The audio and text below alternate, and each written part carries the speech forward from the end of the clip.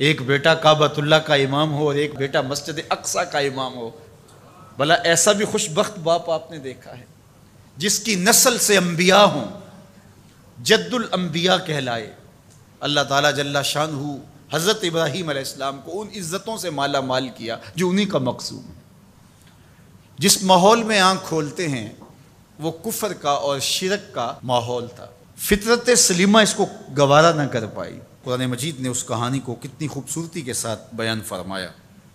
ارشاد کیا وَلَقَدْ آتَيْنَا إِبْرَاهِيمَ رُشْدَهُ مِنْ قَبْلُ، ہم نے ابراہیم علیہ السلام کو پہلے سے ہی رشد و ہدایت کے نور سے مالا مال کیا تھا۔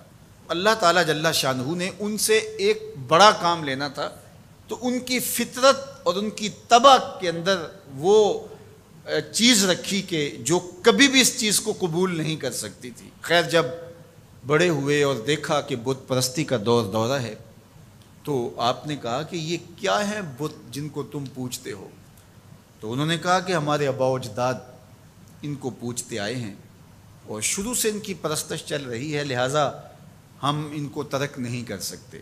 ان کے ذہن کے اندر یہ چیز اچھی طرح سے جم چکی تھی کہ یہ بت ہی ہمارے کارساز ہیں، ہماری ضرورتوں کے کفیل ہیں اور ہمارے معبود ہیں، اور ان کی توہین کبھی سوچا بھی نہیں جا سکتا۔ اب اس کا حل کیا نکالا ذرا دیکھیے، قرآن بتاتا ہے، بولے وَتَاللَّهِ لَأَكِيدَنَّ أَصْنَامَكُمْ بَعْدَ أَن تُوَلُّوا مُدْبِرِينَ، میں تمہارے بتوں کے ساتھ نپٹ لوں گا، تم ذرا میلے سے ہو آؤ۔ وہ ایک میلہ کرتے تھے شہر سے باہر نکل کے، جہاں سارا شہر جمع ہوتا تھا، اور وہاں کھیل کود کرتے اور 2-3 دن وہاں گزارتے تو واپس آ جاتے۔ جانے سے پہلے وہ بتوں کے سامنے انواع اقسام کے کھانے رکھتے، اور جب واپس آتے تو سب سے پہلے بت خانوں میں ہی آتے، بتوں کو سلامی پیش کرتے، پھر اپنے گھروں کو لوٹتے۔ تو اکیلے شہر میں رہ گئے، باقی سارے لوگ حتیٰ کہ ان کے پجاری پروہت سب میلے میں چلے گئے۔ اب حضرت ابراہیم علیہ السلام نے کلہاڑا پکڑا اور ان کے مرکزی بت خانے میں داخل ہوئے۔ قرآن بتاتا ہے فَجَعَلَهُمْ جُزَازًا، اور وہاں داخل ہو کر کے ان کو بتوں کو توڑ دیا، کسی کی گردن کاٹ دی، کسی کے کان توڑ دیے، کسی کے بازو کاٹ دیے، کسی کی ٹانگیں توڑ دی، الا کبیر لہم، لیکن جو بڑا بت تھا اس کو کچھ نہیں کہا۔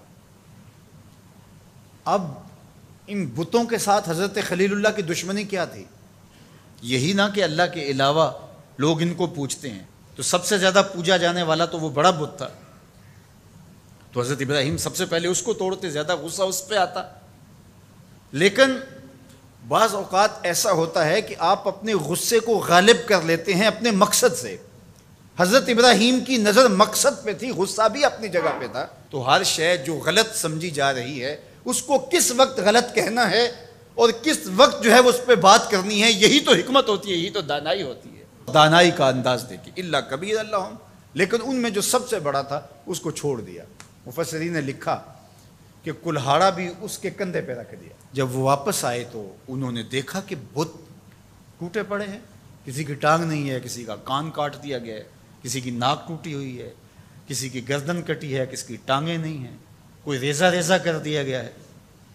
تو بہت پریشان ہوئے، ظاہر ہے ان کی عقیدت ان سے وابستہ تھی، تو وہ تو خون کے آنسو رونے لگے، بیٹھ گئے۔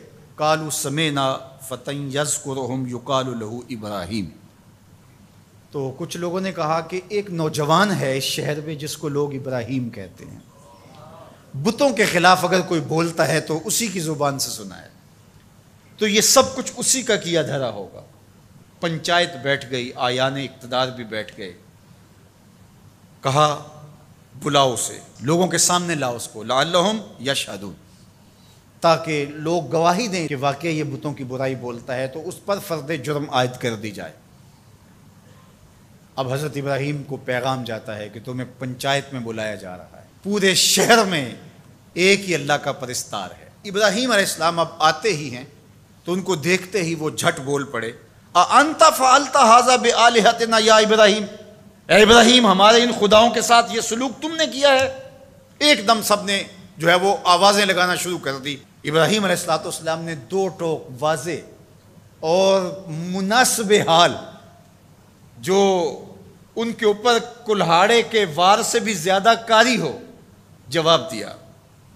قال بل فعلہ کبیرہم ھذا فاسألوہم ان کانوا ینطقون، کہا بڑے نے کیا ہوگا، اسلحہ اس سے برآمد ہوا ہے، چلو نہیں تو ان سے پوچھ لو تمہارے ساتھ یہ کس نے کیا ہے۔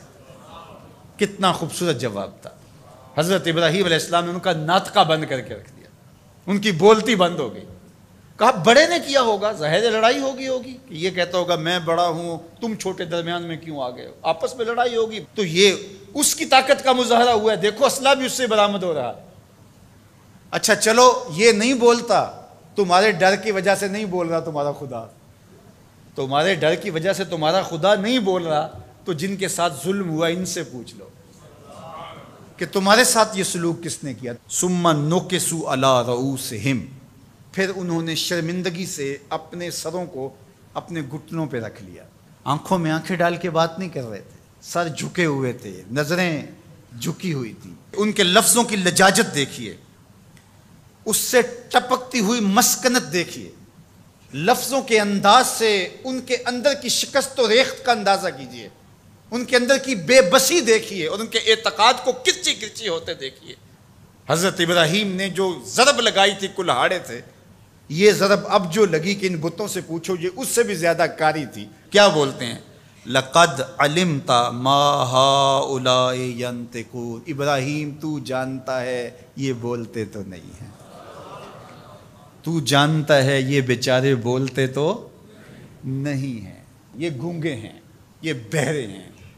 اللہ اکبر۔ حضرت ابراہیم یہی تو انہیں لانا چاہتے تھے جہاں وہ آگے اب ان کے سر جھکے ہوئے۔ حضرت ابراہیم علیہ السلام اسی وقت کی تلاش میں تھے، ارشاد فرمایا قال افتعبدون من دون اللہ ما لا ينفعکم شیئا ولا یضرکم اف لکم ولما تعبدون من دون اللہ افلا تعقلون۔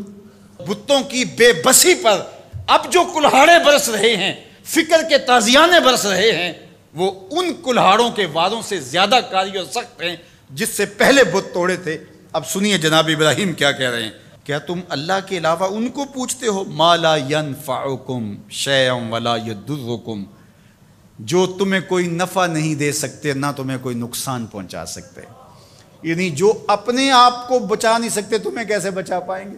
آگے کہا اف لکم، ان لفظوں کی کاٹ دیکھیے، ان لفظوں کی اٹھان دیکھیے، اف لکم، افسوس ہے تمہارے اوپر، وَلِمَا تَعْبُدُونَ مِن دُونِ اللَّهِ، اور ان پر افسوس جن کو تم اللہ کے علاوہ پوچھتے ہو۔ افلا تعقلون، تمہارے اندر عقل نہیں ہے؟ ذرا سوچو کہ وہ جو اپنے آپ کو بچا نہ سکے وہ تمہیں کیسے بچا سکیں گے۔ اب سکوت مرگ طاری ہے، کوئی بولتا نہیں ہے۔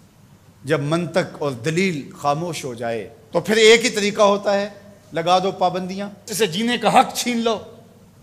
اب یہی ان کے پاس رہ گیا تھا، بولے انہیں جلا دو۔ بہت بڑی چیخا تیار ہو گئی، اب اس کے قریب جانے کی کسی کو ہمت نہیں، دور دور تک آگ کی تپش محسوس ہوتی ہے۔ پھر ایک منجنیق تیار کی گئی اور اس کے ایک پلڑے میں حضرت خلیل اللہ کو بٹھایا گیا۔ تو حضرت ابراہیم علیہ السلام جب آگ کی طرف بڑھ رہے ہیں تو آواز آتی ہے قلنا یا نارو کونی بردم و سلامن علی ابراہیم، اے آگ ابراہیم پر سلامتی کی ٹھنڈی ہو جائے، یعنی اتنی ٹھنڈی بھی نہ ہو جائے کہ میرے خلیل کو سردی لگنے لگ جائے۔ تو ابراہیم علیہ السلام نار نمرود میں چلے جاتے، کہتے 40 دن تک باہر جشن منایا جاتا رہا اور آگ برابر جلتی رہی اور اندر فردوس بری کی ہوائیں چلتی رہی۔ حضرت ابراہیم کے لیے وہ آگ گلزار بن چکی تھی۔ 40 دن کے بعد جب آگ بجھی تو حضرت ابراہیم ان دہکتے ہوئے کوئلوں سے یوں باہر نکل کے آئے جس طرح کوئی نازنین پھولوں پہ چل کے آتا ہے۔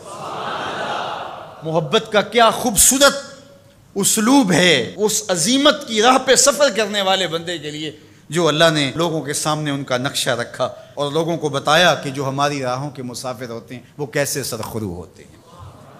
جب اللہ کے لیے بندہ تیار ہو جائے عظیمت کی راہ پہ چلنے پہ، پھر معجزے رونما ہوتے ہیں۔